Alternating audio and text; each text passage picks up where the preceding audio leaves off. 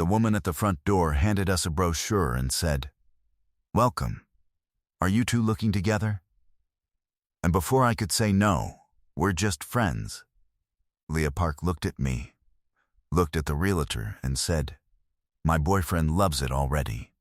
She said it without hesitation, without a glance to check if I'd go along with it, like the sentence had been rehearsed somewhere I wasn't invited and she'd been waiting for the right stage.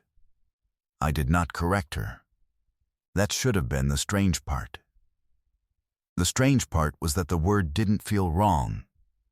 It felt like a coat I'd been handed that already fit, and I was too startled to take it off and too honest to pretend I wanted to.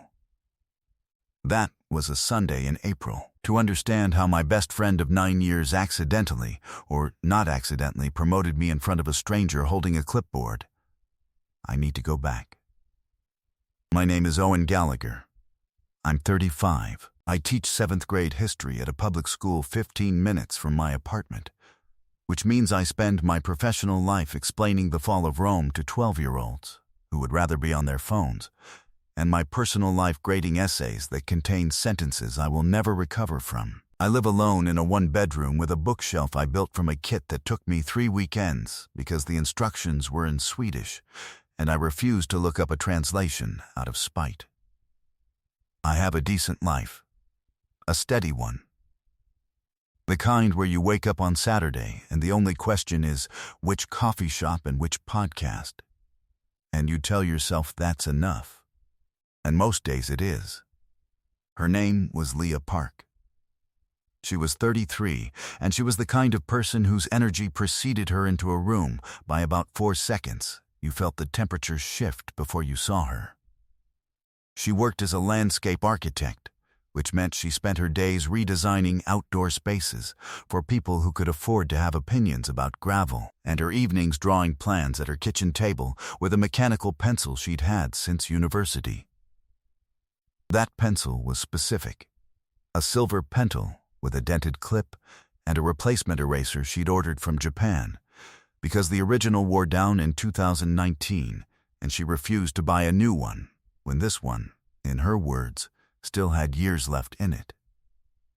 The pencil went everywhere. It lived behind her left ear when she was thinking, between her teeth when she was sketching, and in the front pocket of whatever jacket she was wearing like a surgeon who couldn't be separated from her instrument.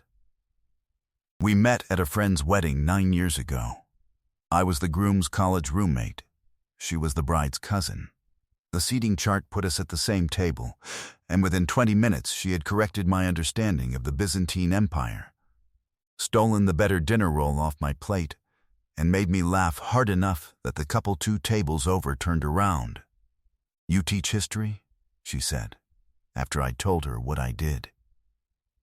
7th grade. "And you just said Constantine moved the capital because Rome was too crowded?" I was simplifying. "You were wrong. Those are different things. Not as different as you think, Gallagher." She called me Gallagher from that night onward. Never Owen. Gallagher when she was teasing, which was always. Gallagher when she was annoyed, which was often. Gallagher when she left a voicemail, which she still did, because she was one of 6 people on Earth who believed voicemails were a reasonable form of communication. For 9 years, we were best friends in the way that people use the phrase when they mean something larger, but don't have a word for it. She was the person I texted when something was funny, and the person I called when something wasn't. She knew my coffee order, my grading schedule, the exact week in November when I became unbearable, because the 7th graders had discovered that Constantinople was fun to say and wouldn't stop. She had a key to my apartment that she used without warning, usually arriving with takeaway and an opinion about something I hadn't asked for one on. She had a habit of sitting on my kitchen counter instead of using the chairs. I'd asked her about it once, early on, and she'd said, "Your chairs are hostile," which was not true. They were from a perfectly adequate furniture outlet. But I stopped arguing because the sight of Leah Park on my counter with her legs swinging and the mechanical pencil behind her ear had become one of the fixed points of my week, and I wasn't willing to risk it over a chair review. I have poor survival instincts around women who correct my Byzantine history and steal my bread. For 9 years I told myself this was friendship. That the fact that I noticed when she changed her shampoo was attentiveness, not something else. That the small jolt I felt when her name appeared on my phone was just the anticipation of good conversation. That the reason no relationship I'd had since the wedding lasted more than 5 months was a coincidence and not a pattern with a very specific shape. She dated occasionally. I dated occasionally. We never discussed it in detail. She would mention a name, I would feel something tighten behind my ribs, and I would say, "That's great," in a voice that apparently was not convincing. Because my friend Marcus once looked at me after one of these exchanges and said, "You know you're allowed to just tell her, right?" And I said, "Tell her what?" And he said, "Gallagher, come on." And I said nothing because the alternative was saying everything. One night, this was maybe year 6, she fell asleep on my couch after a movie, and I sat on the floor next to her for 20 minutes because I didn't want to wake her and I didn't want to leave the room. The pencil had fallen from behind her ear onto the cushion. I picked it up and held it, and looked at the dented clip and the replacement eraser from Japan, and I thought about how well I knew this object, and what it meant that I knew this object this well. I put it on the coffee table and went to my room and lay awake until 1 in the morning listening to her breathe through the wall. I did not examine that evening too closely. I could not afford the findings. That is hiding with better branding. The open house happened because Leah was thinking about buying. She'd been renting for years, a flat above a dry cleaner's that smelled permanently of warm fabric and chemical lavender, and had decided, sometime in February, that she wanted a place with a garden she could redesign herself. A space that was hers. She started dragging me to open houses on Sundays because, she said, she needed someone to check the water pressure and inspect the boiler while she evaluated the outdoor space. I pointed out that I knew nothing about boilers. She said that was fine because she mainly needed someone tall enough to check for damp in the ceiling corners. I was the damp inspector. It was not a glamorous role, but it meant I spent every Sunday morning in a car with Leah Park, holding the coffee she always brought without being asked, walking through strangers' houses and pretending to evaluate plumbing while actually watching her light up every time she found a garden with good bones. I told myself this was friendship. I told myself I'd do this for anyone. I told myself a lot of things that spring, and the coffee she kept handing me was the only honest thing in the car. The Sunday it all changed. The house was a narrow Victorian terrace on a quiet street, lined with cherry trees that were doing the thing cherry trees do in April, shedding petals across every surface like a wedding nobody asked for.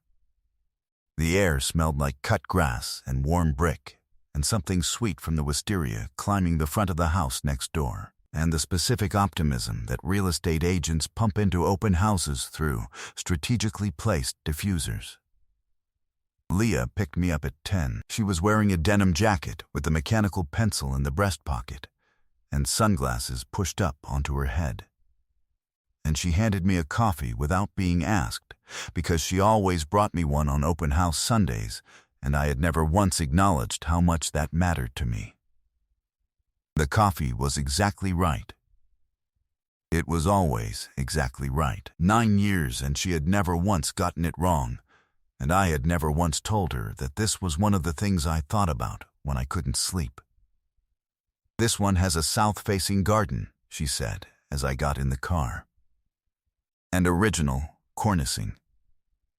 You don't care about cornicing. I care about gardens. You care about cornicing. We're a team." She said we're a team the way she said most things. Lightly, quickly, already moving to the next thought. but something about it sat in the car with us for a beat too long. She turned the radio on. I looked out the window. The cherry trees blurred past, pink and white and excessive. We walked up the front path through the cherry blossom debris. A woman in a blazer stood at the front door with a clipboard and a smile that had been professionally calibrated. She held out 2 brochures. "Welcome. Are you two looking together?" I opened my mouth. The word no was right there. "Ready reasonable," Leah said. "My boyfriend loves it already." She did not look at me when she said it. She looked at the realtor. Her voice was steady and light and absolutely certain, and she walked through the front door without pausing. And I followed her because my legs had decided to continue functioning even though my brain had not. The realtor smiled and made a note on her clipboard. Leah was already in the living room, examining the fireplace, running her finger along the mantelpiece like a woman who had not just detonated a word in the hallway and kept walking. I caught up to her in the kitchen. She was opening cabinets with the focus of someone who was absolutely, definitely thinking about cabinetry and not about what she had said 45 seconds ago. "Boyfriend?" I said. She opened another cabinet, closed it, opened a drawer. "It's easier," she said. "They take you more seriously as a couple.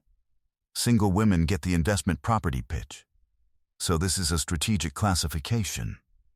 "Exactly. A real estate tactic." "Correct." She pulled the mechanical pencil from her jacket pocket and made a note on the brochure. Her handwriting was steady. Her jaw was not. I saw the muscle at the hinge of it tighten, the way it did when she was holding something behind her teeth.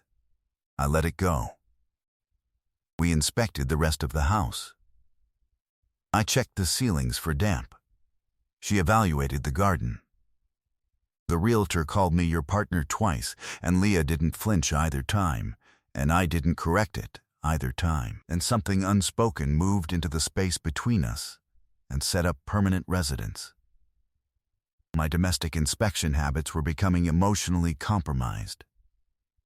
After the open house, things shifted. Not immediately, not obviously. But the word was out there now, boyfriend. And even though she'd said it to a stranger in a blazer for supposedly tactical reasons, it sat between us like a piece of furniture neither of us would move. She kept bringing me to open houses. Every Sunday. And at every one, when the agent asked, she introduced me the same way. "This is my boyfriend. We're looking together. He's the one with opinions about the cornicing." She said it so easily that I started to wonder whether she was pretending or practicing. I started noticing things I had trained myself not to notice. The way she always sat on the side of the couch closest to me when we watched something at my apartment. The way she said Gallagher differently when we were alone, softer, like the word had a second meaning she only let out when no one else was listening. The way her hand brushed mine when she passed me coffee on Sunday mornings, and the way it lingered for a half second that was too short to be intentional and too long to be nothing. One Tuesday evening she was at my apartment, sitting on the counter, pencil behind her ear, eating Thai food from the container, and her phone buzzed.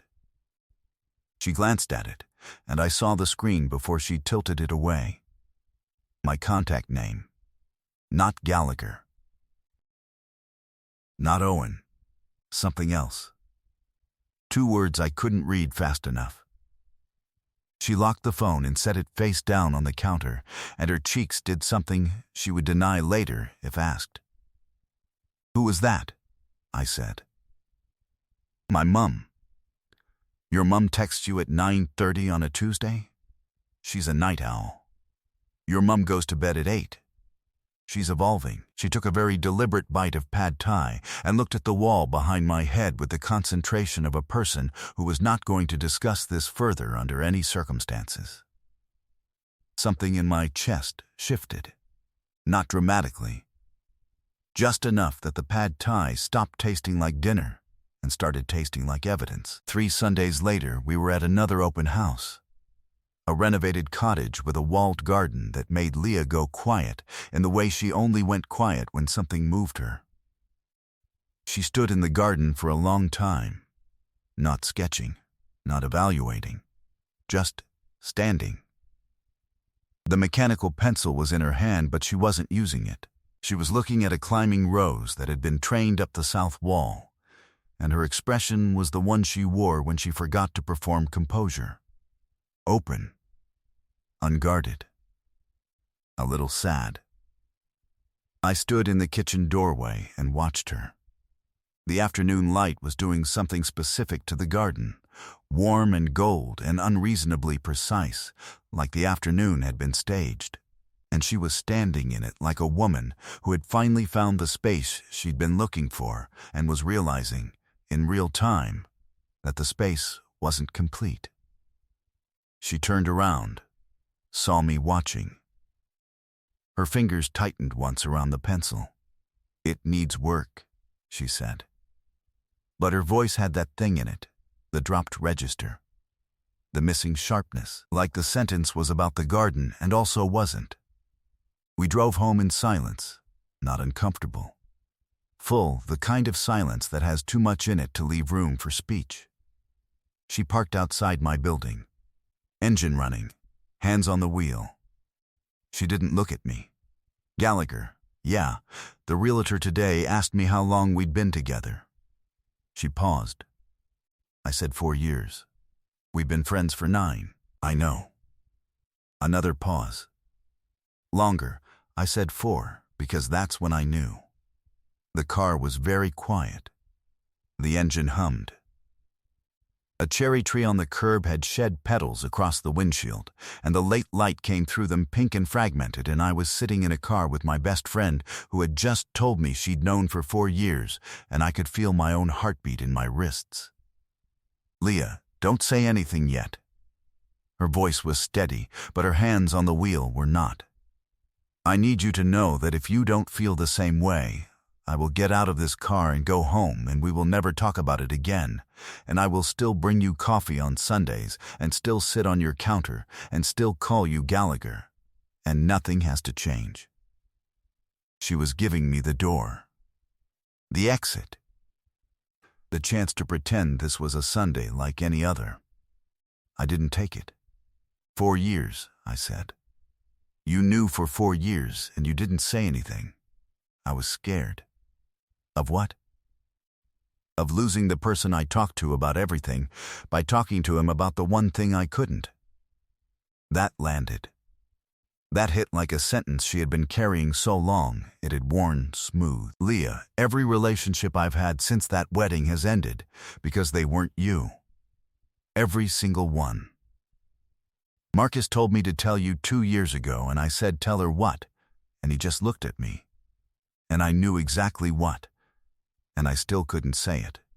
Because you were already the most important person in my life, and I was terrified that saying it would make you less."